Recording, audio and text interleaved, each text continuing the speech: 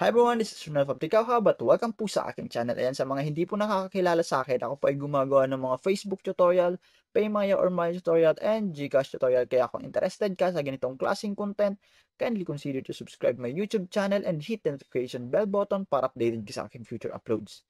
Maraming salamat po. Ayan. Ang topic po natin para sa video na to ay regarding po sa mga questions and queries sa ating comment section regarding sa kanilang Gcash account, particularly sa GLife na hindi na sila maka-open ng kanilang gaming. Okay, so bakit daw nagkaroon ng restrictions, bakit restricted, bakit hindi na nila ma-access, ano ba ang mangyayari sa kanilang account? So, sasagutin po natin yan sa video na to. Okay, so ipapakita ko po sa inyo yung mga sample comments from my different videos regarding po sa mga affected Gcash user sa kanilang GLife. Okay, so first comment is, na-open niya yung kanyang Gcash account pero hindi yung GLife. Pangalawa naman is nagtatanong siya kung paano ma-solve ang Gcash gaming. Pangatlo, nagtatanong siya kung bakit ayaw daw ma-open yung Sport Plus. Pang-apat is, paano daw kapag na-restrict yung game sa GCash? Pang-lima, paano daw maalis yung restriction sa kanyang GLife? Kasi hindi na siya maka-open ng laro. Pang-anim, ayaw daw magbukas sa kanya ng game. Paano daw yun? Pang-pito, paano ayusin kapag restricted sa GCash games?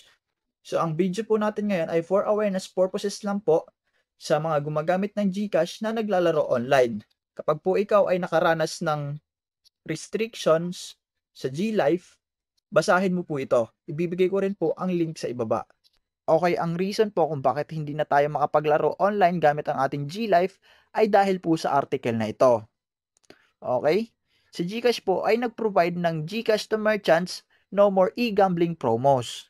Ibig sabihin po, si GCash noong July 16, 2025 ay tinigil na po ang online gambling sa kanyang platform. Ibig sabihin po, lahat ng laro na pwede nating i-link sa ating GLife ay hindi na po natin ma-access. Okay? Yun po ang pinaka-reason. Dito po sa article na ito, nakasaad po lahat.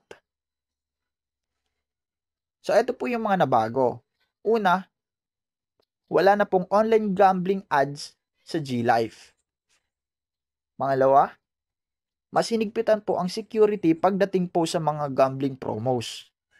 Pangatlo, tinanggal na po ang mga gambling ads kagaya ng billboards at mga TV commercial ordered by Pagcor.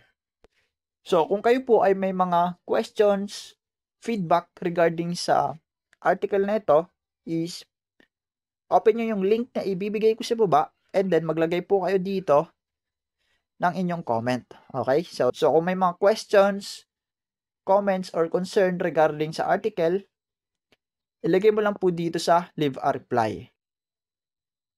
Okay? So again, this is Tikao Hub. Bye-bye. Thank you.